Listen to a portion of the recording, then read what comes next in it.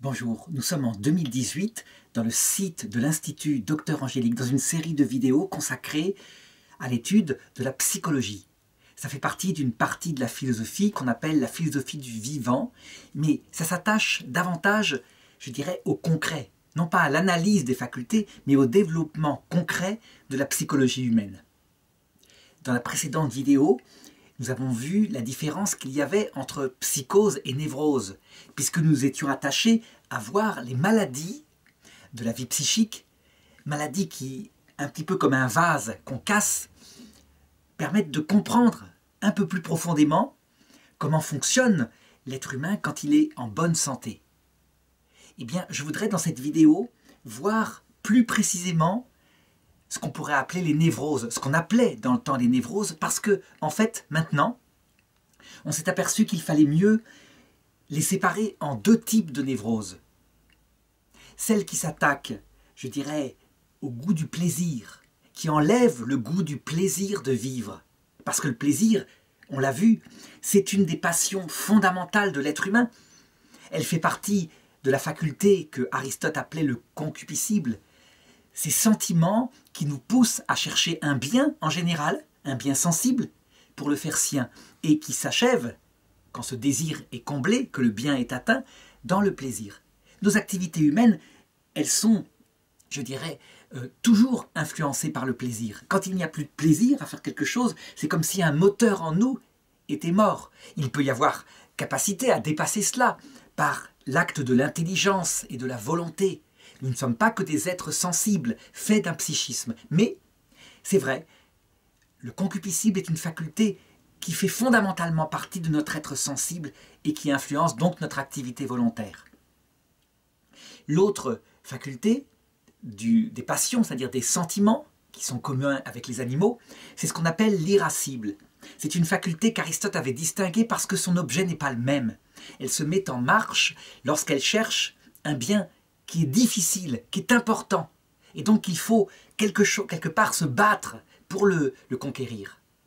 Et ces deux facultés, cette deuxième faculté, s'achève, on peut dire, dans quelque chose comme l'espoir. Elle aboutit évidemment à la conquête du bien, donc au plaisir. C'est pour ça que j'ai dit que les passions mauvaises qui affectent la faculté de plaisir sont les plus fondamentales. Mais celle-là, je dirais, elle est portée par l'espoir. L'espoir d'acquérir ce bien. Et donc, lorsqu'elle est malade, on peut dire que la passion qui l'atteint le plus, c'est la peur. C'est la peur. On l'appelle aussi l'anxiété à l'heure actuelle. Et donc, finalement, on a distingué les névroses, ça veut dire les sentiments mauvais qui prennent tellement de place dans notre vie qu'ils nous empêchent de vivre, en deux genres. Les sentiments qui nuisent au plaisir de vivre et les sentiments qui nuisent à l'espoir d'obtenir un bien. D'un côté, c'est donc tout ce qui, je dirais, rend malade par la tristesse, qu'on va appeler globalement la dépression. Et de l'autre côté, ce qui rend malade quelqu'un par l'anxiété, et on va l'appeler les troubles thymiques, autrement dit les troubles de l'anxiété. Et donc dans cette première vidéo, je veux voir ce qui me paraît fondamental, les dépressions, qui sont des choses très connues. Évidemment, tout homme a été atteint, ici ou là, par quelque chose qui lui ressemble, mais qui est surtout, et c'est là que je veux insister, fondamental. Cette tristesse, quand elle envahit notre vie, c'est elle qui casse le ressort de l'action.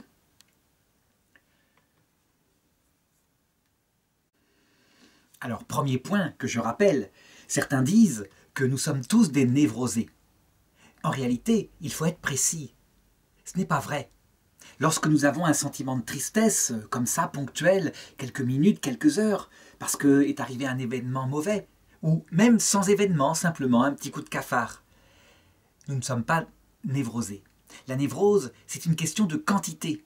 Il faut que ce sentiment soit tellement envahissant qu'il nous empêche de vivre, de bien vivre à l'intérieur de nous-mêmes, mais aussi il altère les relations aux autres, les relations à notre métier, à notre famille, etc. Une dépression, ça doit être véritablement significatif. Et donc, je dirais, la psychologie qui s'attache à regarder ce côté quantitatif, beaucoup plus d'ailleurs que le côté qualitatif, mais elle le regarde aussi. Elle n'est pas idiote, hein. Mais n'empêche que le côté quantitatif est sans doute premier parce que c'est une des sciences modernes qui aime la mesure. La psychologie se sert de la mesure, donc de la quantification. Eh bien, on va distinguer les dépressions, donc les sentiments profonds de tristesse, selon leur durée en temps et selon leur profondeur, c'est-à-dire l'intensité de la tristesse. Lorsque quelqu'un subit une tristesse qui va durer, mettons, 15 jours, ça peut être suite à un événement ou comme cela, et qui n'est pas très profond, on va parler d'un simple épisode dépressif, un épisode qui n'est pas très grave, qui passe, qui souvent est le contre-coup d'une mauvaise nouvelle qu'on a pu avoir. Mais si ça dure peu de temps, mais c'est extrêmement profond, suite à un choc violent, et en général, le choc violent, eh bien, il se repère par le fait qu'on a perdu quelque chose qui était, pour nous, qui était là où on mettait son cœur. Donc, assez court, violent, profond, on va parler d'un épisode dépressif majeur. Donc, on le voit, c'est une question de quantité. Simplement, parfois, pour des personnes qu'on dit résilientes, ça veut dire qu'ils sont capables de trouver en elles l'énergie pour rebondir. Donc, suite à quelque chose de catastrophique, comme un deuil profond, il y a cet épisode dépressif majeur, avec toutes les caractéristiques que tout le monde connaît de la tristesse. Donc, je dirais abattement, perte d'énergie, perte de courage pour se lancer dans les activités en dehors, parfois impossibilité de dormir, au contraire sommeil profond qui n'est pas naturel, etc.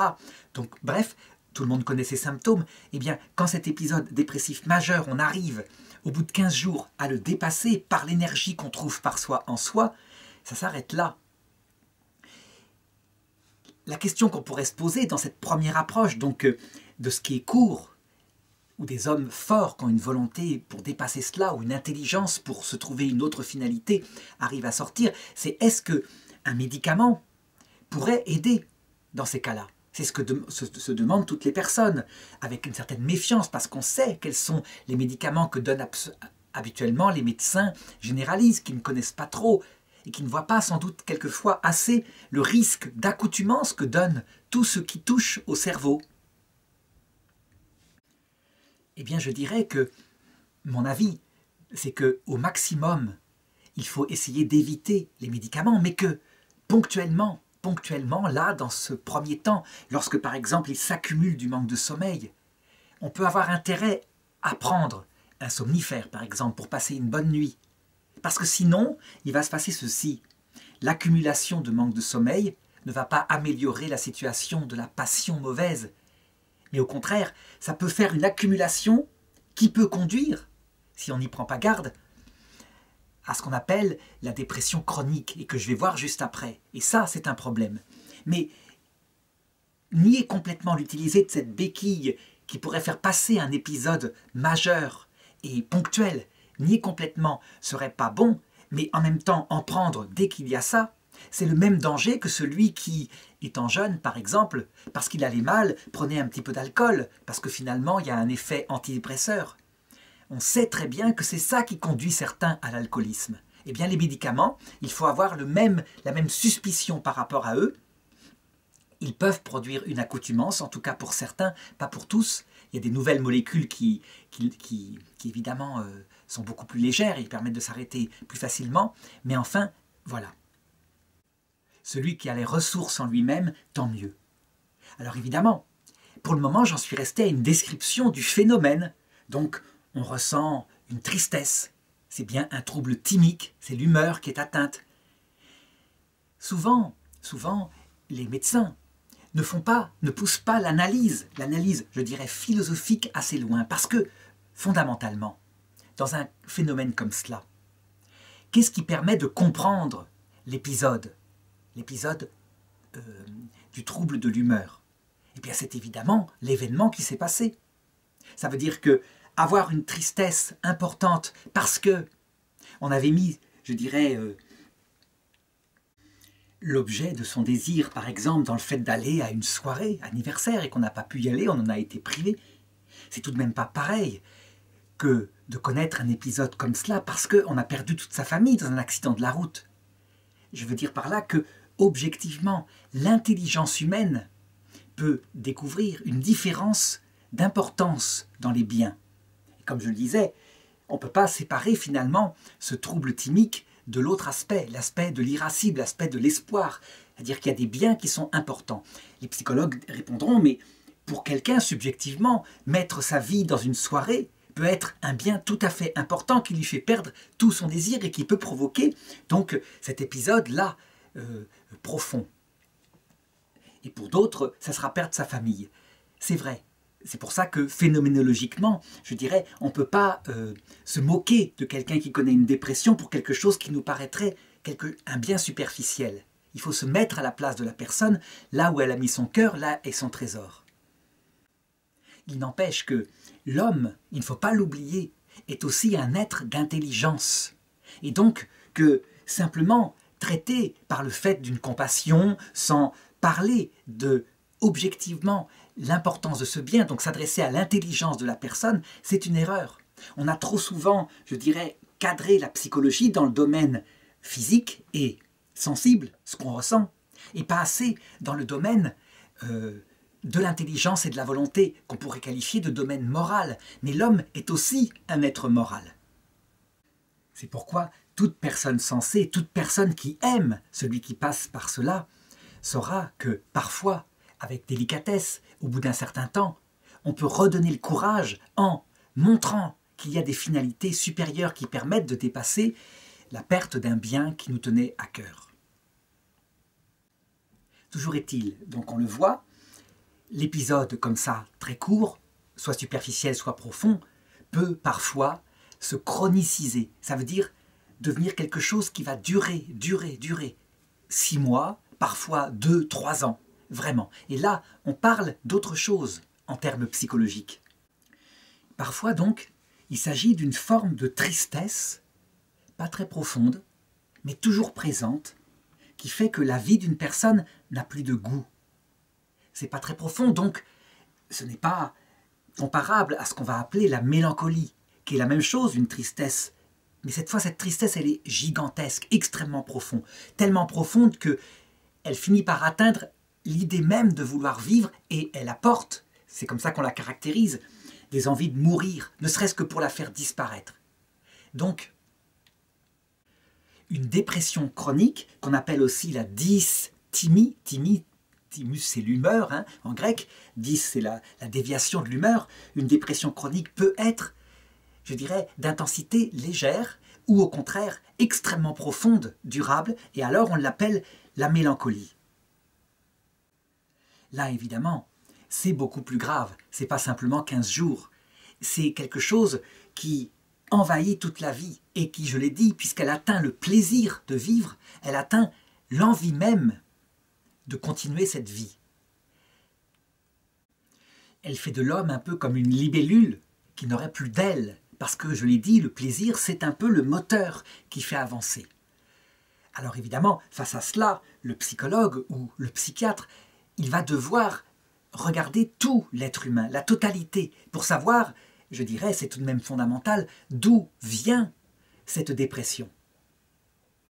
En effet, on ne peut pas se contenter d'aller explorer le côté biologique en donnant un médicament qui va, je dirais, régulariser l'humeur. Ça existe, il y a des très bons médicaments de 2e génération qui laissent, je dirais, très peu d'effets secondaires. Je pense à certains qui, je dirais, vont toucher ce qu'on appelle aux neurotransmetteurs, certains neurotransmetteurs qui ont un rôle comme cela dans les humeurs, comme la sérotonine, la dopamine, etc. Et il y a maintenant de plus en plus, je dirais, des inhibiteurs de la réabsorption de ces substances, qui fait que ces substances, elles restent davantage présentes, même si elles sont produites par notre corps. On n'ajoute pas, simplement, on empêche qu'elles soient réabsorbées, qu'elles disparaissent dans l'organisme. Et donc, parfois, avec un certain temps, en les laissant agir, ça ne se prend pas comme ça, comme un somnifère, du jour au lendemain pour passer une bonne nuit, eh bien, ça régularise l'humeur, ça empêche cette tristesse d'être présente, d'un côté purement biologique. Je ne dis pas que ces médicaments ne sont pas utiles, bien au contraire, puisque l'être humain est tout un, et que la tristesse, elle atteint le côté biologique. Elle produit, elle entreprend comme un cercle vicieux quelque chose de chimique dans notre psychisme. Donc le médicament est très utile, d'accord, mais attention, l'être humain est un tout, et je l'ai dit dans la précédente vidéo, qui s'analyse au plan psychologique par 4 degrés de vie. Par 4 degrés de vie, c'est très important, pas par 2 degrés de vie comme on le fait souvent, à savoir le côté biologique et le côté des sentiments. Non, l'être humain, il a 4 degrés de vie que je vais décrire maintenant, et la cause de la dépression peut être dans un de ces 4 degrés de vie, ou dans les 4 mêlés. Et à ce moment-là, évidemment, le remède n'est pas le même en fonction de la cause qu'a suscité la dépression. Alors, premier degré de vie, ce degré biologique en nous. Et c'est vrai, il y a une biologie qui est portée par notre génétique, donc un corps qui produit des substances chimiques, et ces substances chimiques qui emplissent notre corps vont influencer notre cerveau, et donc les facultés issues du cerveau, comme justement les sentiments, l'irascible, le concupiscible, mais aussi l'imagination, la mémoire, et indirectement l'intelligence, la volonté, parce que notre intelligence, notre volonté ne sont pas séparables, elles se servent de notre cerveau, même si elles les dépassent. Lorsque cette dysthymie, cette espèce de sentiment de tristesse habituel, est là depuis des années, quelquefois depuis l'enfance, la personne a toujours été triste, toujours, un espèce de bas niveau de tristesse en elle. Dans ce cas-là, parce qu'on ne trouve pas de cause, à moins de chercher peut-être un traumatisme dans la petite enfance qui serait caché. Là, il faudrait faire une psychanalyse, mais pas une psychanalyse freudienne, une psychanalyse qui simplement cherche s'il y a eu, par exemple, inceste ou quelque chose d'autre qui a traumatisé l'enfant et qui expliquerait cela. Mais si ça a toujours été comme ça, si c'est un fond de caractère, eh bien, parfois, l'origine est biologique. Ça existe. Et donc, puis si l'origine est biologique, si un diagnostic est posé comme ça, qu'il y a simplement une dysthymie sourde d'origine biologique, qu'est-ce qui va pouvoir régler ça? Eh bien, certainement pas une activité stimulante. Là, il faut un réglage des neurotransmetteurs. Donc un médicament, quelque chose de chimique qui va faire disparaître ce bas niveau de tristesse. Ça existe, il ne faut pas être contre a priori, il faut chercher. Mais évidemment, cette chose-là, moi j'ai connu une personne qui avait ça se transmettait de génération en génération, chez les filles de la famille, cette chose-là n'est pas la plus fréquente. Très souvent, la cause, elle est d'ordre psychologique. Purement psychologique, ça veut dire, justement, elle est liée à quelque chose qui s'est mal passé dans l'enfance, qui a vu le développement du psychisme. Quelque chose qui a été accumulé, un rapport souvent à ses parents, un manque d'amour, un excès d'autorité, un excès d'amour envahissant, quelque chose, bref, qui n'est pas dans l'équilibre d'un enfant qui, habituellement, a besoin d'amour mêlé d'autorité avec l'intelligence de l'enseignement qui va avec. Et là, on peut dire que quand les trois se mêlent, vérité, amour de tendresse, amour, autorité qui met des repères, l'équilibre psychique, il se fait. Ce n'est pas toujours le cas, les parents font comme ils le peuvent. Donc, si il y a une tristesse comme cela, pesante, qui est ancienne, qui est chronique, et dont on peut faire remonter la cause à quelque chose qui a été peu équilibré dans l'enfance, il faut faire avec. On est, je dirais, avec son passé. On ne peut pas le changer. Dans ces cas-là, la cause aussi, elle est psychique, parce que ce qui s'est fait à la source de la psychologie a une influence sur le reste. Est-ce que c'est le médicament qui va régler les choses? Ça peut aider, pourquoi pas, puisque, je dirais, non pas pour cause génétique, mais pour cause de petite enfance, il peut y avoir eu un dérèglement, quelque chose dans le cerveau qui s'est mal orienté. Mais plus profondément, il faut prendre conscience de ce qui s'est passé. Et je dirais, il faut arriver à l'assumer. Et c'est par le côté spirituel, en pardonnant à ses parents, en pardonnant à son passé, en s'acceptant tel qu'on est, qu'on peut arriver à faire avec son caractère. Et cette espèce de dépression là, qui est chronique, ça aide énormément. Je l'ai dit, l'être humain n'est pas qu'un être psychique, c'est pas vrai. Il a un pouvoir sur son psychisme par son esprit, ça joue aussi. Il se passe souvent la chose suivante, lorsque l'origine donc est est psychique, qu'elle n'est pas génétique ou hormonale ou quelque chose comme ça, il se passe souvent la chose suivante, c'est qu'à force de poser des actes positifs, des actes de joie, eh bien peu à peu, il se forme dans l'esprit humain une sorte de vertu qui fait que ce sentiment global de tristesse qui est là, eh bien il finit par s'estomper. Parce que la vertu, elle crée de nouveaux rails où notre psychisme peut s'engager et des rails plus positifs. Évidemment, ça ne marchera pas en cas de mélancolie, c'est-à-dire quelque chose de gravissime. Là, on a beau faire, il faut autre chose, il faut une aide psychiatrique, c'est évident. La mélancolie, puisqu'elle fait penser à la mort, elle implique des soins médicaux. Troisième cause possible, donc de cette dépression chronique, ça peut être un événement qui est arrivé dans la vie, un événement d'adulte, du style un divorce qui s'est chronicisé. Ça veut dire, la personne, évidemment, au début, elle a un choc violent, parce qu'elle subit une trahison de l'autre, par exemple. Elle subit une trahison de l'autre, et cette trahison ne se guérit pas, elle ne s'en remet pas. Elle vit seule, elle est là, avec ses désirs, avec, je dirais, ce traumatisme de l'amitié qui a été subi par l'autre, et rien n'y fait. Tout le monde devine que lorsque la cause est ceci, ça veut dire un événement dans la vie morale de la personne, un événement qui a bouleversé non seulement, je dirais, son intelligence de la confiance qu'elle avait donnée à l'autre, mais aussi par contre-coup son psychisme, et donc qui se finalise, qui se somatise dans cette mélancolie, éventuellement dans cette angoisse de bas niveau, cette espèce de tristesse permanente. Tout le monde comprend, évidemment, que la cause est, dans le cas en question, ce divorce. Et donc qu'il faut travailler sur la cause en question. Les médicaments peuvent aider, c'est sûr, pour transformer au moins la mélancolie en quelque chose de moins profond. Mais c'est fondamentalement dans le fait de trouver une autre finalité, une autre envie de vivre selon, je dirais, cette psychologie qui mettait son bien dans une famille fidèle. Donc c'est véritablement en sublimant dans un autre bien que la personne va retrouver le goût à la vie.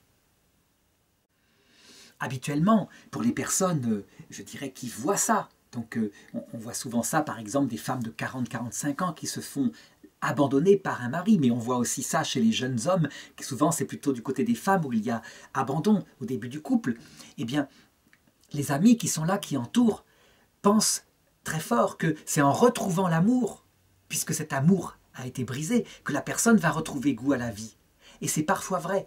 Le problème, c'est que parfois, ils vont trop vite. Et que lorsque, je dirais, pris dans le trouble, dans le choc violent qui se passe là, de la rupture, puisque c'est ce bien-là que j'ai pris comme exemple qui a été perdu, eh bien, on trouve quelqu'un d'autre qui vient comme boucher un trou dans le cœur. En fait, on fait de l'autre un médicament, un instrument pour aller mieux. Et c'est quelque chose qui n'est pas sain, parce que l'autre n'est pas un médicament, c'est une personne. Et je l'ai dit, l'être humain est un être moral, ça fait partie de sa psychologie. Et quand il se sert d'une autre personne comme d'un bouchon pour éventuellement le rejeter dès que ça va un peu mieux, il fonde en fait sa vie sur quelque chose d'égoïsme, quelque chose qui laisse un goût amer dans la bouche. Certains psychologues disent « mais non, c'est des histoires ça, on se culpabilise, il n'y a pas de ça ». Ce qui compte, c'est d'être bien dans son psychisme, c'est-à-dire c'est les psychologues qui ont tendance à réduire l'homme à ses besoins et ses désirs psychologiques. Et ils se trompent.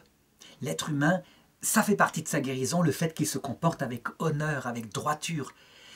L'être humain, il a une conscience morale. Il n'est pas qu'un être de plaisir. C'est une erreur de le dire, même si, je l'ai dit tout au long de cette vidéo, le plaisir est très important. Et donc, faire quelque chose de déshonorant, se servir de l'autre, ce n'est pas bien.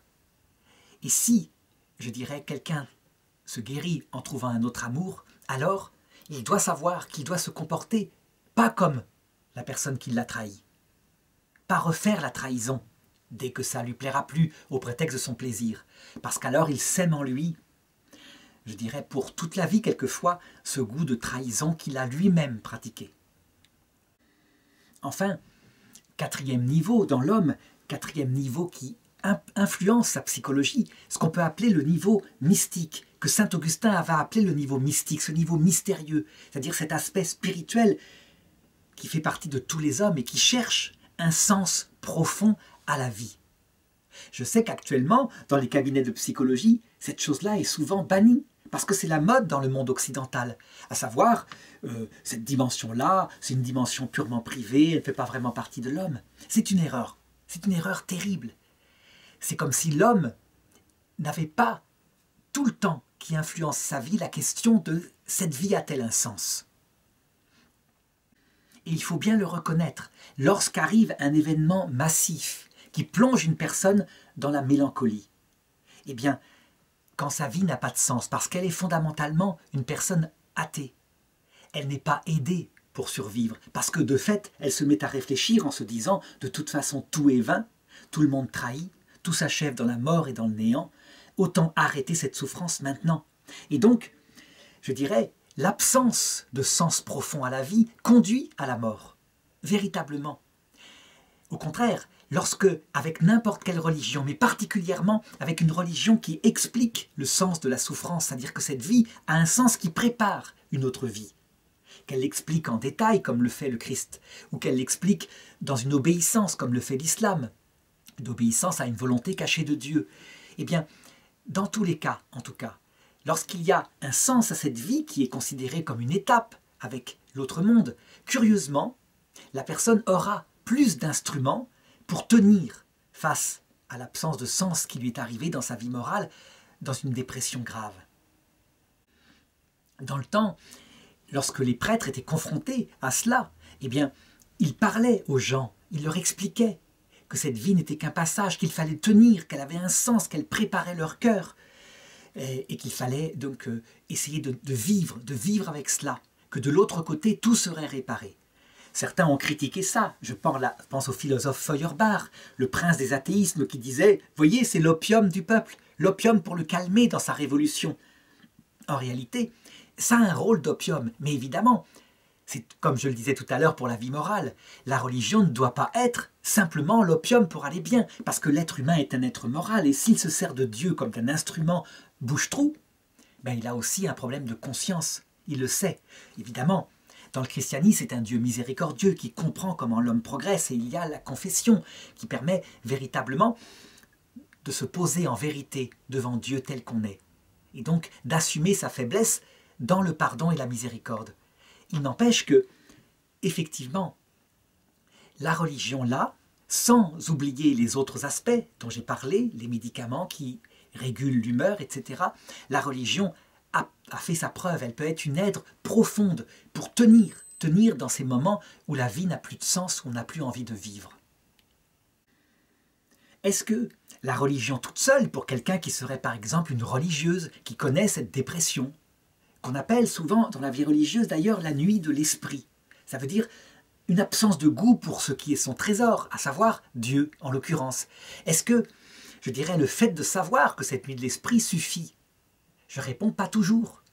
De la même façon, lorsque c'est très grave, l'épreuve est très grave et qu'elle pousse, je dirais, à penser à la mort, il peut y avoir des aides comme l'amitié, comme, je dirais, des activités qui permettent de sortir de la perpétuelle pensée de son absence de sens à la vie, dans cette épreuve qu'est la nuit de l'esprit.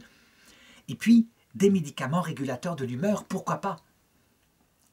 Tout le discernement, lorsque il s'agit d'une religieuse, ça ne va pas être de dire avec certains psychologues « Oh, c'est qu'elle n'est pas dans sa vocation ». Mais ça ne va pas non plus être de dire, comme le font certains mystiques « Oh, elle vit simplement une nuit de l'esprit, donc une épreuve mystique naturelle à la vocation ». C'est plus complexe. Ça peut être l'un qui est vrai ou l'autre qui est vrai. Parfois, elle n'a pas la vocation. Et ce qui va la sauver, cette personne, c'est de retourner vers la vie et d'aller se marier, d'avoir des enfants.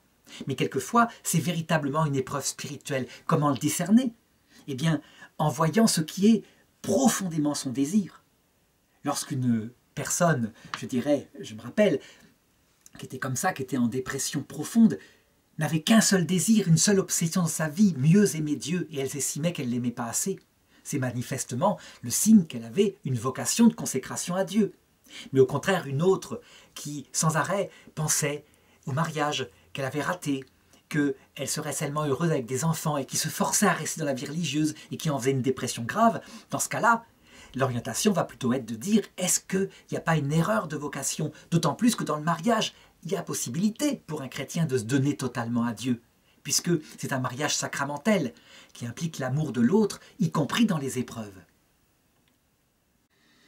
Voilà, eh bien je m'arrête là. Je peux dire que j'ai fait le tour et que ces exemples ont manifesté un petit peu la complexité de l'être humain, la nécessité pour un psychologue de ne pas s'arrêter au côté chimique, mais véritablement de regarder tout l'homme, et pas avec une idéologie, en le réduisant à des besoins animaux ou à des désirs psychologiques, le plaisir, le plaisir, le plaisir, mais tout l'homme avec sa conscience morale, avec son désir de savoir ce qu'il fait sur Terre.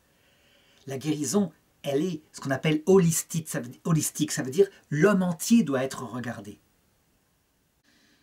Le but, l'essentiel étant de faire que la personne arrive à vivre avec cette brisure qui vient donc d'un trouble de l'humeur, cette brisure grave, comme je l'ai dit, puisqu'elle atteint le plaisir. Et surtout, qu'on ne fasse pas comme ça s'est passé dans certains pays comme la Belgique, où l'introduction de l'euthanasie a quelquefois découragé les personnes de se battre, en tout cas pour les mélancoliques chroniques, de se battre pour les sortir de là. Parce qu'à un moment donné, eh bien, la personne elle en a tellement assez qu'elle finit par écrire ces 3 lettres et que les soignants eux-mêmes, ils disent légalement elle a écrit ces 3 lettres, donc on va lui donner l'euthanasie. L'euthanasie pour raison psychologique. C'est quelque chose de grave en fait, parce que c'est l'intérêt même du métier qui se bat pour essayer de sortir les gens et de les tourner vers la vie qui a été atteint par cette loi.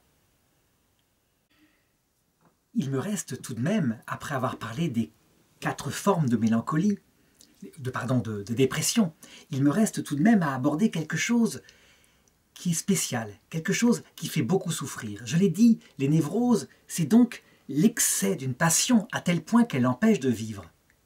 Mais en réalité, dans le concupiscible, il y a, je l'ai dit, la tristesse qui est une passion mauvaise et tout le monde s'en rend compte. Mais en réalité, parfois, le dérèglement de l'humeur à ce niveau-là, au niveau du concupiscible, peut atteindre paradoxalement la joie. La joie peut être excessive. La joie peut être déréglée pour des raisons quelquefois purement chimiques, au point qu'elle empêche de vivre. Je ne parle pas de joie spirituelle, je parle de joie, de sentiment, de plaisir psychique. Une joie sensible. Le problème, c'est quand il y a un dérèglement à ce niveau-là, eh bien, puisque les passions produisent, je dirais, des neurotransmetteurs qui se mettent sur des récepteurs, qui les comblent, on pourrait dire cela. Quand il y a excès, par exemple, de dopamine, qui est, je dirais, le neurotransmetteur du plaisir, eh bien l'effet ressemble tout à fait à celui d'une drogue. Ça veut dire qu'il sature la joie et on se trouve à ce moment-là comme si on avait pris de la cocaïne. Ça veut dire avec une énergie extraordinaire, une envie de vivre et de dépasser cette vie qui est si triste. Plus rien ne pourra nous résister. La cocaïne, c'est une drogue qui provoque ce sentiment d'excitation et ce sentiment d'être un surhomme. Eh bien, lorsque sans drogue, uniquement par ces récepteurs chimiques en soi qui sont déréglés, tout d'un coup, l'humeur passe à une joie intense, très haute. Donc avec ce qui va avec, je dirais, des désirs de grandeur, on se trouve une mission grandiose, on va, je dirais, construire sa maison, etc. Eh bien, on peut être pratiquement sûr que quand cet excès de dopamine va blesser, les récepteurs vont se trouver vides et qu'il va y avoir, par contre-coup, une dépression. C'est ce qu'on appelle le trouble maniaco-dépressif. Maniaco pour dire excès d'excitation, c'est pas la maniaquerie, c'est pas ça, c'est une joie. Une crise maniaque, c'est une crise d'excès de joie, excès de puissance, excès d'énergie, suivie d'une dépression, parce que, je le disais, c'est un rapport, c'est un effet yo-yo qui est chimique, purement chimique. Je crois que toute personne, même sans être maniaco-dépressive, en tout cas dans sa jeunesse, sait un petit peu ce que c'est que ça. L'a déjà expérimenté. Ça veut dire qu'on constate souvent que quand il y a un événement positif qui donne un grand moment de joie, il y a une gueule de bois le lendemain, un petit peu. Mais évidemment, quand c'est modéré ou que c'est ponctuel, c'est sans danger.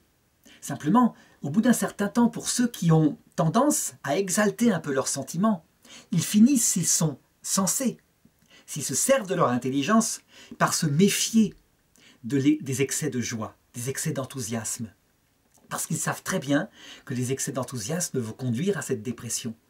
Et donc, au bout d'un certain temps, celui qui sait gérer ou qui apprend à gérer ses passions dès sa jeunesse, il va modérer l'excès de sa joie pour modérer l'excès de la dépression qui viendra après. Et pour avoir une humeur égale, au service de son intelligence. C'est un travail normal, ça se fait, c'est sa propre éducation de soi-même. Évidemment, quand les choses ne se sont pas bien passées, ou parce qu'on a un caractère qui est trop enflammé, avec trop, je dirais, de passion, eh bien, ce côté cyclique, donc passage de la joie à la tristesse, va se produire en permanence au point de devenir une névrose. Et c'est ce qu'on appelle, je l'ai dit, le trouble maniaco-dépressif.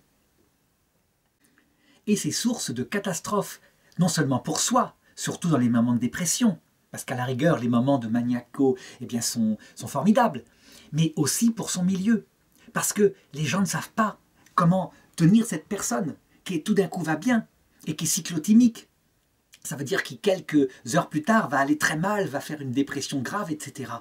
Si bien que souvent les amis s'éloignent, parce que ça ne va pas, c'est trop différent, il y a trop de personnalité sensible dans la personne qui peut être notre ami. Ce dérèglement-là, physiologique, eh bien, je dirais, comme toujours, il se règle par plusieurs choses. En l'occurrence, là, on le voit bien, il y a excès de neurotransmetteurs, donc un médicament donné par un médecin psychiatre peut vraiment modérer, aider à modérer, à réguler. Comme par exemple, dans les phases maniaques, on donne actuellement des sels de lithium. C'est curieux, on ne sait pas pourquoi, mais ça a un effet. Peut-être parce que ça prend la place de certains, dans le système nerveux, il y a des ions qui jouent. Donc les ions lithium pacifient en partie les phases maniaques. Ça marche. Ça a des effets secondaires, évidemment, hein, mais tout de même, donné par un médecin, c'est positif. Et évidemment, les phases dépressives peuvent être aidées aussi par des antidépresseurs, avec prudence, comme je l'ai dit précédemment. Mais encore une fois, ces médicaments sont une aide. Si la cause est que physique, ils vont même guérir la maladie, réguler les humeurs et empêcher de retomber toujours dans ses travers. Mais évidemment, il faut toujours avoir en tête que l'être humain est un être moral et que donc, il doit aussi travailler avec son intelligence, c'est-à-dire lutter dans les moments où il a un excès d'enthousiasme pour modérer, afin d'acquérir peu à peu une vertu de tempérance sur les plaisirs et les tristesses. Parce que la vertu, comme disait Aristote, est une habitude à cause d'actes posés par habitude. Quand on lutte tout le temps, au bout d'un certain temps, on modère les choses. Le psychisme, il finit par obéir en partie, un peu comme un cheval fou, à l'esprit. Mais ça n'empêche que le psychisme, quand il le faut, quand c'est trop fort, il faut l'aider par des médicaments. Donc pas de mépris par rapport à tout cela, mais plutôt un travail commun de tout cela.